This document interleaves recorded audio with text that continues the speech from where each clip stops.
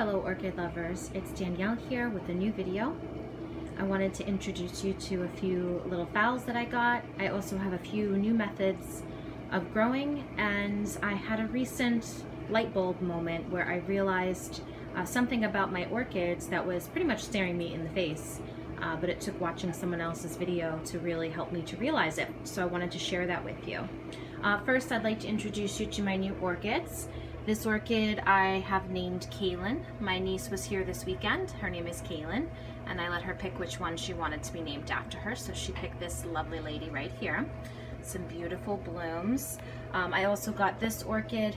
I just love the saturation of color in this orchid, and then a little white there around the lip.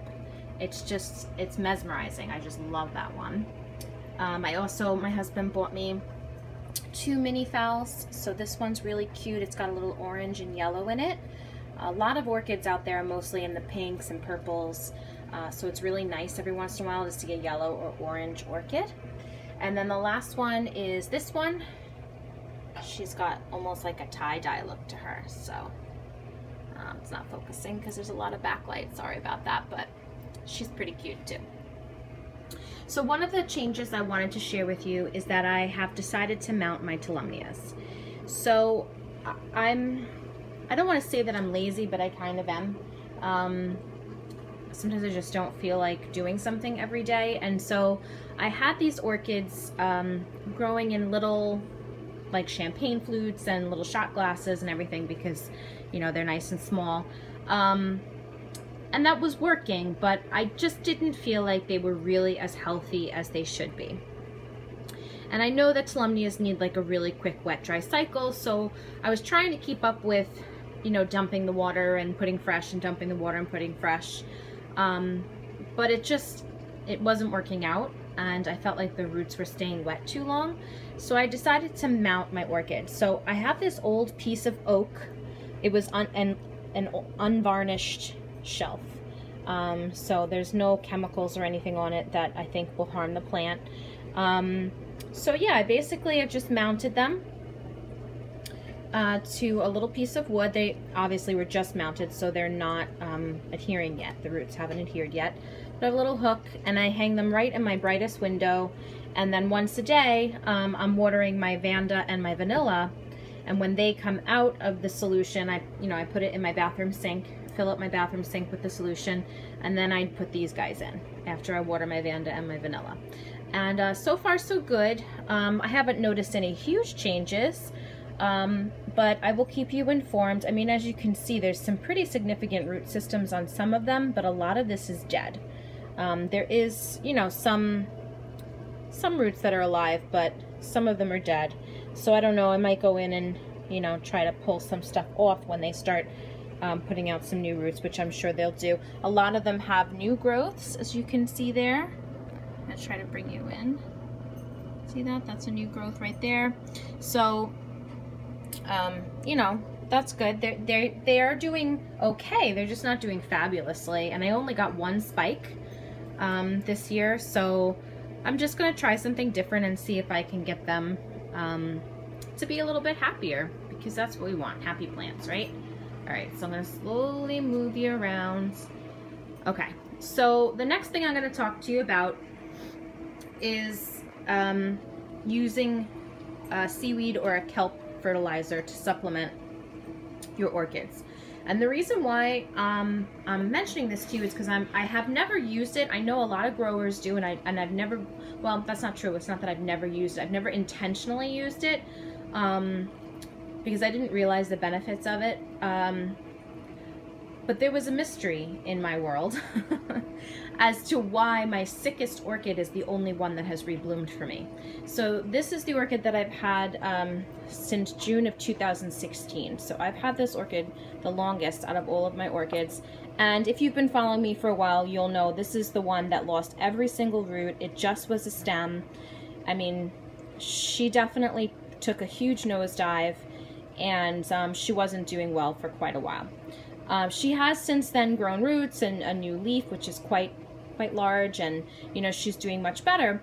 But the funny thing about this orchid is, out of all of my orchids, she suffered the most, and yet she's the one that put out a spike last year for me, which was really a head scratcher for me because I have other orchids. Like this orchid never lost any of its roots and always has put out really healthy, beautiful structures for me, tons and tons of roots, new leaves constantly, and she's never respiked for me. So why would the one that was, you know, in the worst shape be the one that would spike when this one never went through that? This orchid I got relatively the same time, you know, a few months after this one. She lost a lot of her roots, but not all. And it's the same orchid, same flower, same everything. So it was really puzzling to me why my healthy orchids weren't flowering, and yet the one that went through the most was the one that spiked. And then I watched a video by Rick L. If you don't follow him, he's got some really great information about orchid nutrients and fertilizing orchids. I can't say that I have a very, you know, scientific brain as far as that's concerned. I mean, if someone says something, I will try to look it up and, you know, do some research on it. But he said in his recent video, he posted a video about his Phalaenopsis and how many spikes his Phalaenopsis had, and he mentioned in that video that throughout the summer he was giving them Kelp Fertilizer. And I said, wait a second.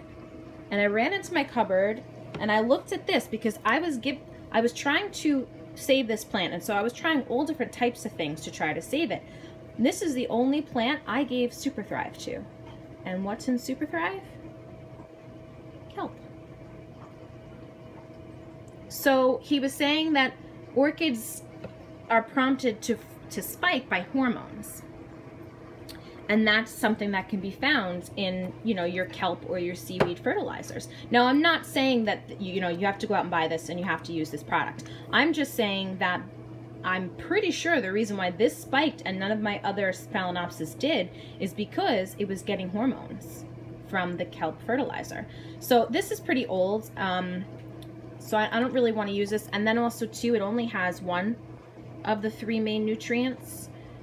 So I'm not using this. I bought something else. And again, I'm not saying you have to use this product. I just started using it, so I really can't even review it for you and tell you that it's good or it's bad. I purchased it because it's a liquid seaweed growth stimulator. It has the hormones, and then it also has, you know, a little bit, trace amounts of the 3 different main nutrients that orchids need. So that's why I settled on this product. So anyways, you know, it's been about a week that I've been giving them some hormones through the kelp fertilizer. So I'll let you know, if there's any huge differences. It may be that, you know, it's too late for this season to, you know, give them the hormones they need to spike. It may be that I won't see anything until next season.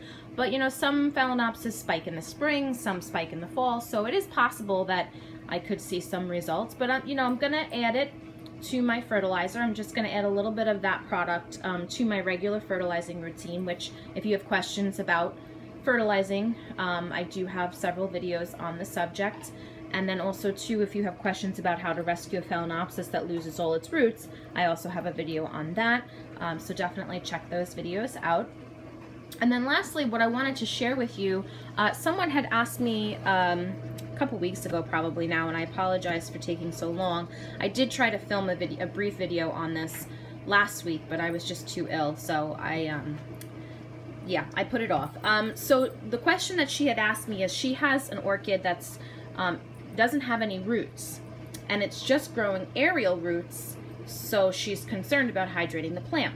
And some of you may have gone through that. You may have an orchid that loses all of its bottom roots and it regrows roots, but they're coming out from between the leaves and going aerial. So what can you do in that circumstance? So I don't really have too many orchids that are rootless and growing aerial roots, so I don't really have any way to show you 100%, but I can kind of illustrate with this orchid. So this orchid has a beautiful root system, but let's say she didn't. Let's say she had no roots down here. So she would just have a bare stem. You see how these roots are growing out of that leaf joint? So because they're growing out of that leaf joint, they have a tendency to go up instead of down into the water. So if she had no roots down here and she was only growing leaves between the leaf joints. She has a significant amount of leaves. What I would do is, I see this bottom leaf right here, I would pull that off and sacrifice that leaf so that she could get hydration. So once that leaf is gone, these roots are gonna fall down and go into the water. And I did that with this orchid. So this orchid, she had, I think it was 2 more leaves that I removed. So what I ended up doing, because all of these were aerial roots, what I ended up doing is I removed 2 leaves, and now these roots are all growing down. Now the good thing is when I removed them, they were really small, so once I remove them, they have the natural tendency to just curve down and go into the water.